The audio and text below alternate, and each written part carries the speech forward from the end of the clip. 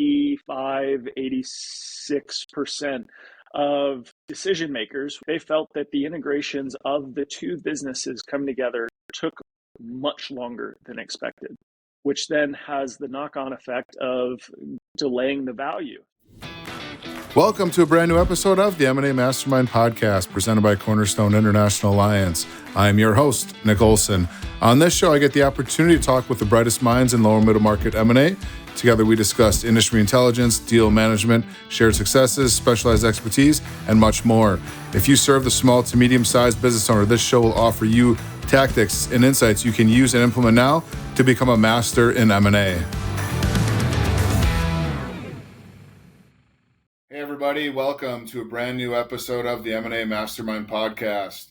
My guest today is the Director of Strategic Growth at Unit 4. He is responsible for Unit 4's product strategy for the strategic verticals. He resides in Germany and is joining us to talk about some of the common challenges facing professional service businesses. Please welcome my guest today, Bryce Wolfe. Bryce, welcome to the show. How are you doing today? Hey, thanks, Nick. I'm good. How are you? I am doing great. So you're in Germany. You told me offline that you just moved there about a year or so ago. What made you make that transition over to residing in Germany? It was a perfect storm of events. The business needed me to be in Europe to be able to continue my role as it is today, because it's a large portion of our business here at Unit 4. And it served a personal desire of mine because I was and am dating a German girl. So it worked out nicely. Perfect. Win-win for everybody. So Unit 4, mentioned it in the intro. You just mentioned it. That's who you're with. Tell us all about Unit 4 and what sets you guys apart. Yeah, so we are an ERP provider, enterprise resource planning, focused on professional services organizations, not-for-profit, public sector. Now, those seem like three very different sectors within the business and not-for-profit and government entity landscape, but the thing that they have in common is they're all people-driven. So we focus on service-based organizations like those, not on manufacturing, not on widget building. It's all where people are the core to the business. Gotcha. Okay. And then your role. What is your role? What are the areas of focus that you're serving, and what kind of clientele are you working with? Yeah, so it's a lot, but for the relevant pieces here, I work for professional services organizations. That is my customer base that I serve. That is the prospective customer base that I serve. I might work with some not-for-profit organizations as well to be able to help out in the organization because there are a lot of similarities there from a not-for-profit. They're mission-driven versus project-driven, but the core there is the project that they have with it. But professional services are definitely my focus. So working with the existing customer base to make sure that we're meeting their needs with the product. If there's anything that we can do, I'm able to then bridge that gap between the product organization and our customer base, as well as for prospective customers as well. So you guys recently did a study at Unit 4 with some key insights that emerged from that, kind of relating to not only the industry, but, mergers and acquisitions and what that means. And so could you kind of lay the foundation for our listeners about what that survey was all about and why you guys felt the need to do it? Yeah, so we had noticed a trend in the professional services community. There's always been a lot of M&A activity within the professional services space. Bigger firms gobbling up smaller ones, then there's the mergers of similar size firms, and it's something that never really tailed off. So in the software space, the acquisition market really kind of slowed down there, whereas in professional services, it's been pretty steady. So we wanted to figure out what some of those challenges were whenever it came to an actual acquisition, to that merger. We had some things that we thought we knew based on our customers, based on prospective customers and working with them. But we wanted to go outside of just our customer base and be able to gain more knowledge and more information just industry-wide in that. Okay. And so, we're looking at the survey and, what are some key findings? What are the results that that would impact M&A in the professional service industry that you think our listeners would benefit from hearing about? Yeah, so probably the biggest thing I would say is that if I can remember the number, it was 85, 86% of decision makers, whether that's finance or IT decision makers, they felt that the integrations of the two businesses coming together took much longer than expected, which then has the knock-on effect of delaying the value. So the main reason that that acquisition happened, that merger took place, is to be able to deliver value to the partners, to, if it was a private equity acquisition, to the PE firm. So that's a huge number of 85, 86% for having something take longer. Because whenever that happens, you already have in your mind, all right, this is going to take 6 months, this is going to take a year, this is going to take 2 years, based on the size and scale of that acquisition or of that merger. And to have 85, 86% get caught off guard with having it take even longer than expected, that was pretty surprising. Yeah, 85 is a significant number in any survey. You definitely got to pay attention to that. So when you talk about integration, you talk about IT services and technology and things like that.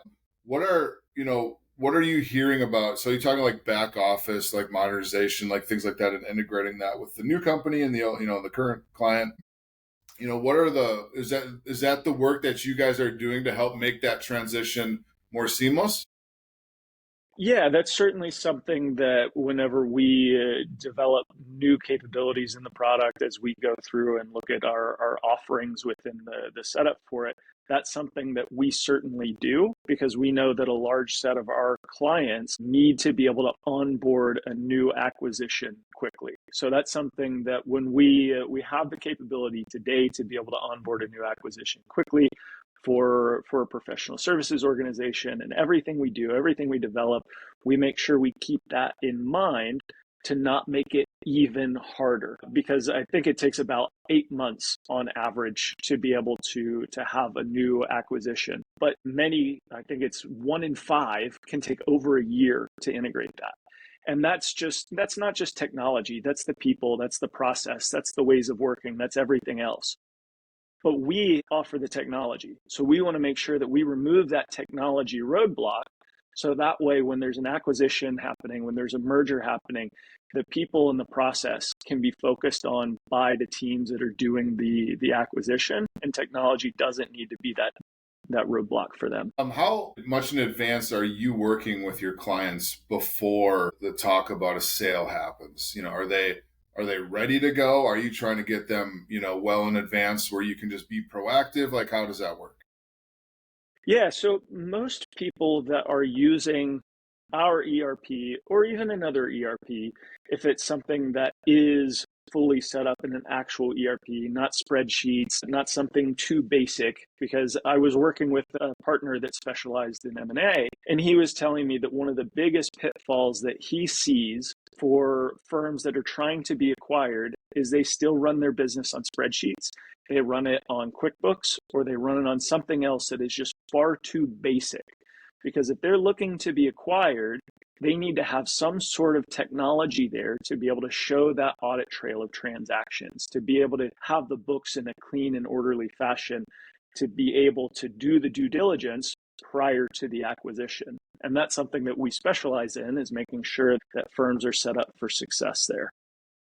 And when you say firms, you're talking about the actual M&A firm or the firms that are working with the business owner? Our clients. Your clients. Yeah. Referring to our clients. Their firm is set up for success for acquisition if that's something that they're pursuing, which some are. Right. And so when you're working with your clients, you're integrating, upgrading, whatever the term might be, for the technology to be transferable in a sale, right? Is that work being done obviously before you know who the potential buyers are, correct? Yeah, I mean, that's not something that we have knowledge of We just want to provide our technology to be able to allow our customers to run their business for whatever their goals may be, whether it's to be acquired or to do acquiring, to do the acquisition, or to merge with another. We want to make sure that they're set up for operational success.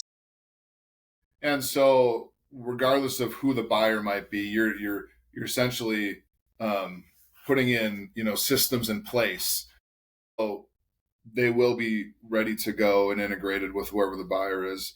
And you're seeing the work that you do, obviously, and we talk about that all the time. Is having a system in place, having it documented, having it professionalized, things like that are very important to the whoever you're going to sell to, but also will increase the value in the business itself. And so obviously, whether it's now or in the future, you're really just setting them up to have a well run business that is easily transferable and hopefully increase the value of the business while you're doing it. That's the goal, right? I mean, that's what it's all about. If you're setting yourself up to be acquired, then you want to be able to get the maximum value out of your firm as you're doing the acquisition. And we have a customer that I've worked with that they, to using Unit 4 ERP, they had 7 or 8 different spreadsheets that they were using to run their business on.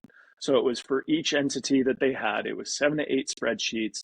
That was all completely separate.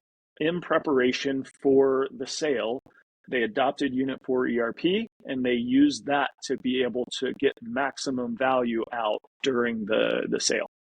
And are you guys, I guess, how do your clients come to you, or how are you identifying these type of clients? Because when we're looking at our audience being the M&A advisor and firms, and we're always looking to work with companies that are doing the work that you're doing, have gone through that, instead of identifying it at the time we're having a conversation about a sale, which is typically a little bit too late, right? Right. So it's great to get integrated with someone like you and your team, and so are you working with, or how do you work with an M&A advisory firm?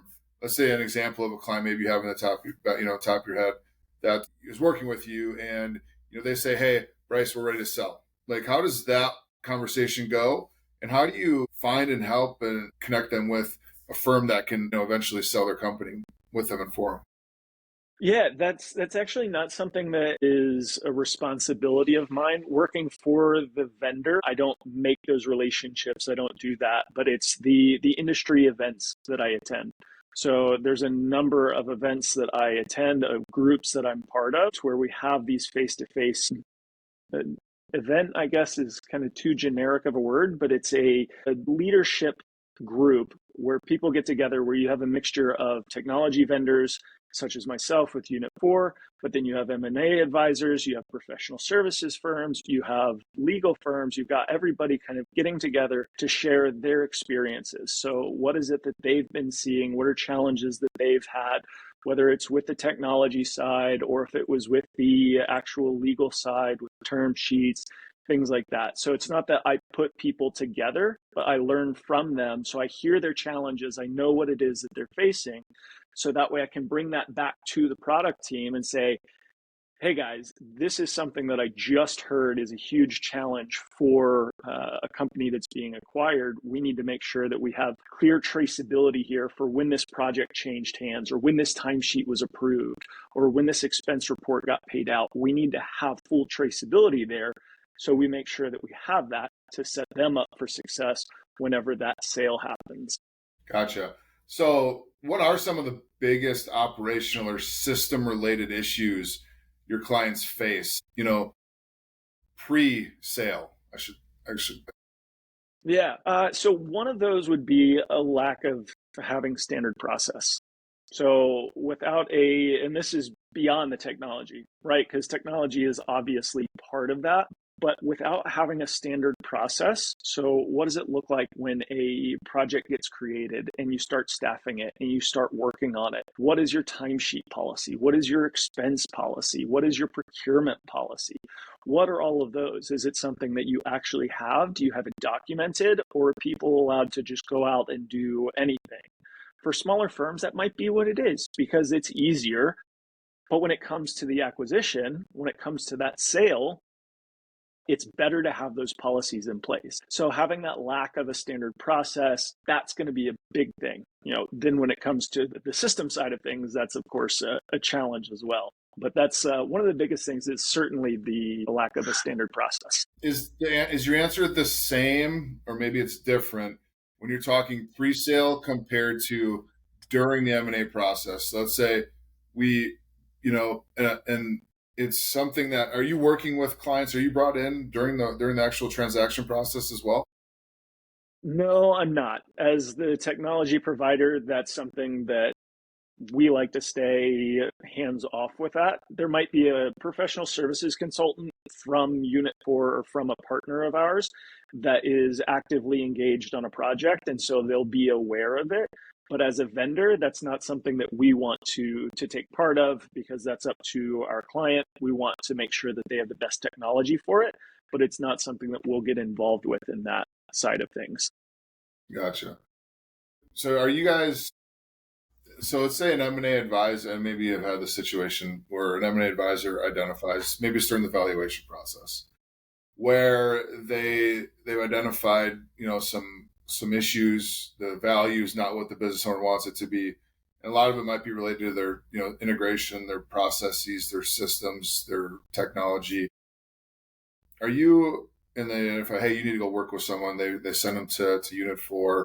Have you come across an example of that scenario where, then how do you guys keep the M&A advisor kind of in the loop? Are you, or is it, how does that might work? How might that work?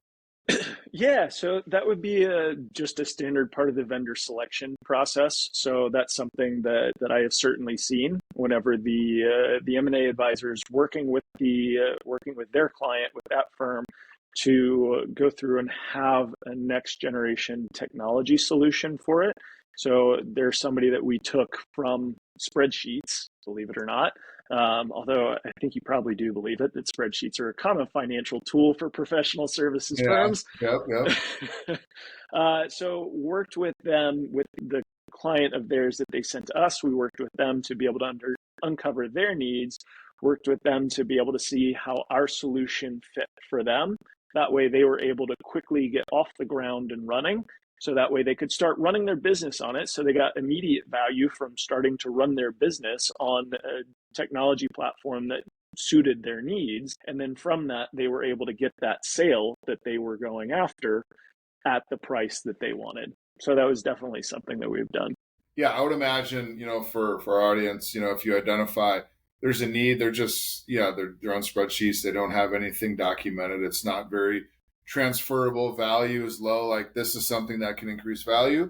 I would think that would be a good thing to consider. So, what advice would you give, the M&A advisory world when they're kind of going through exploratory phase, valuing the company, and they identify, certain areas in which they could improve? Like, from the work that you guys do, what are some things that our audience should look for to identify whether there is a need for, they need to upgrade their processes, technology, their systems, things like that? What advice would you give them? Yeah, so an easy thing to look for is, how long does it take you to get the financial data that you need? Is there a single source of truth for that financial data? Or is it because it's Tuesday, you're working from Brenda's spreadsheet, whereas on Thursday, you're going to be working from Steve's spreadsheet? Do they have a single source of truth for that financial data? Because if they don't, that's going to lead to errors in financial transactions. It highlights process inefficiencies, and it leads to time-consuming manual reconciliations, which is not something that you want to have to worry about during the acquisition process. How do you guys identify? I mean, I'm sure your systems are integratable with a lot of different ones out there, but when you're looking at setting them up for a transition, and you don't know who the buyer is, how do you focus on the right solution for the buyer who maybe you don't know what systems are on? So that just comes down to the integration capability. So whether you're using Salesforce for CRM, if you're using Dynamics, if you're using HubSpot or some other CRM system, if there's Concur, Expensify, any of those specialized solutions for expenses, those are all ones that we're able to connect to, because if it's for that financial transaction data, that would live within Unit 4 ERP. And then because we have the integration capability to be able to connect to those other systems, it allows us to create one very comprehensive ecosystem for that best of breed capability set. And typically, integration, what are some things that you can recommend the M&A advisor look for in understanding whether it's integratable or not? Because, and you talked about just the time it takes after the sale to look at that. So is it bringing, are you guys coming back into the equation after the sale to perform the integration? What are some things that during due diligence phase that we need to look for and understand to make sure that the quality integration is possible, and that's going to take the least amount of time to make that happen? Because as you identified at the beginning, the integration time post sale is one of the biggest issues that you're hearing. Yeah, so it would certainly be looking at the process. From the technology standpoint, though, it would be how connected are those systems? Do they have multiple systems that they're using? Because if they have multiple systems, then it's going to be something that the due diligence will need to be done as you're combining two companies. What's going to stick around? Obviously, if both companies are using Salesforce, then it becomes a migration effort. If one's using Salesforce, one's using Dynamics, then which way do we go forward? So that's going to be something to look at, because when we look at that tech stack, it's much easier to have a data migration effort from system to system than it is to go from one system to the other system. There's going to be process changes no matter what, but when you have to shift to an entirely new system for one organization versus another, that's when it becomes really challenging. For a back office finance system like that, that's when you need to make sure that you have the finance system that meets your needs as a professional services organization. Same thing for expenses, same thing for everything. It should be purpose built to serve the needs of the professional services organization. And then that will make it easier to be able to integrate the two companies together, or to onboard the new company into the ecosystem that you currently have. What if a business owner going through an M&A transaction doesn't have that tech stack in place? Do you recommend they integrate that during the process? Maybe it's a delay of the process, I don't know. Or identify, the buyer's tech stack and integrate it that way? Like, what is your recommendation? Because value could take a hit one way or the other in that scenario. Yeah, so I don't think there's a right answer for that one. It's really going to depend on the scenario and the situation with it. There was one project that I was working on that was it was a spin merger. So during that spin merger, it was a brand new tech stack that needed to be set up. So there were legacy systems that were in place, but those were not going to serve the needs of that business going forward. So it was a brand new project to be able to spin up an all new tech stack for it. So that's something that can happen. It depends on the technology that is there for what is the right decision to make. Obviously, if it's spreadsheets, then yes, you should absolutely invest in a tech stack. Bryce, anything else that you guys work with a lot of professional services businesses in relation to is there any other advice or things that you could, draw light to that would our audience should know about the industry that could allow us to better serve clients in that space? Anything that you can recommend? Yeah, when it comes to, I'm going to keep going back to the technology side of things, because it's something that I'm passionate about. Is I think that when investing in technology, it should be in scalable cloud-based systems. There are still firms that are using on-prem systems, believe it or not. Again, kind of same as spreadsheets. We need to start to make that transition to a scalable cloud-based system. In this case, ERP financial system. because it gives you so many benefits, like being able to harness real-time financial insights, to be able to automate any manual processes that were there, to be able to have that transparent communication across teams. So not just during the acquisition process, but then to be able to create value quickly after that. And then most importantly, because of the, it's about the immediate sale, it's about the immediate acquisition. But if there's somebody, like if it's a PE firm that's coming in and buying a professional services organization, they want to ensure scalability for future growth.